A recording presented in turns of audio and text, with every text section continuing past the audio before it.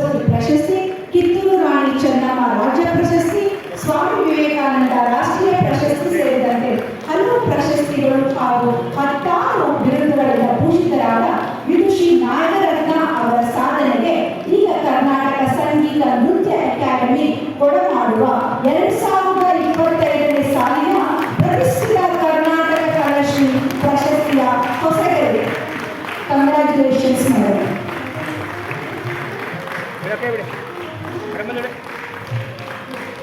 ಧನ್ಯವಾದಗಳು.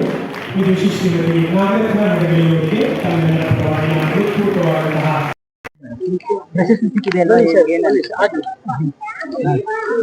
ಈ ಕರ್ನಾಟಕ ಕಲಾಶ್ರೀ ಪ್ರಶಸ್ತಿ ಅನ್ನೋದೇ ಒಂದು ಪ್ರತಿಷ್ಠಿತ ಪ್ರಶಸ್ತಿ. ಇದು ಈ ಪ್ರಶಸ್ತಿ ಬಂದು ನಂಗಂತೂ ತುಂಬಾ ಹೆಮ್ಮೆ ಮತ್ತು ಸಂತೋಷದ ಸಂಗತಿ.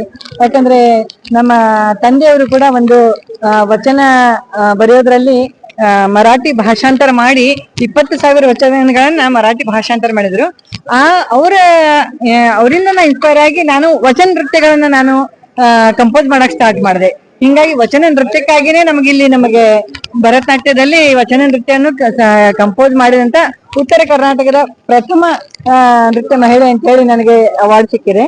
ಹಿಂಗಾಗಿ ನನಗೆ ಮುಖ್ಯವಾಗಿ ನಂಗೆ ಈ ಅವಾರ್ಡ್ಗೆ ಬರಲು ನಮ್ಮ ಪತಿ ನಾಗರಾಜ್ ಅವ್ರದೇ ಕಾರಣ. ಯಾಕಂದ್ರೆ ಅವ್ರ ಪ್ರೋತ್ಸಾಹ ಇಲ್ಲ ನಾನು ಏನು ಮಾಡಕ್ ಸಾಧ್ಯ ಇಲ್ಲ. ಅವ್ರ ಸ್ಕೋಪ್ ಕೊಡ್ತಾರೆ ಅಂತ ನಾ ಇಲ್ಲಿವರೆಗೆ ಬಂದಿದ್ದು. ಎಲ್ರು ನಂಗೆ ಕೇಳಿದ್ರು ಇಷ್ಟ ಸಣ್ಣ ವಯಸ್ಸಲ್ಲಿ ನಿಮ್ಗೆ ಈ ಅವಾರ್ಡ್ ಬಂತಂತ.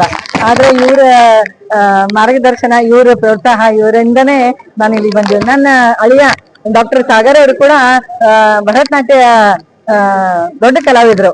ನನ್ನ ಮಗಳು ಕೂಡ ನೃತ್ಯ ಕಲಾವಿದೆ. ಇಬ್ರು ನನ್ನ ಮಗಳು ಅಳಿಯ ಕೂಡ ಭರತನಾಟ್ಯದಲ್ಲಿ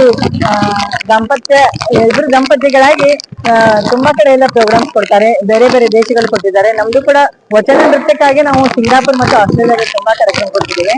ಇಲ್ಲಿ ಶುಭಾ ಧನಂಜಯ ಮೇಡಮ್ ಅವರು ತುಂಬಾ ಒಳ್ಳೆಯ ರೀತಿಯಲ್ಲಿ ಈ ಕಾರ್ಯಕ್ರಮನ ಆಯೋಜನೆ ಮಾಡಿದ್ರು.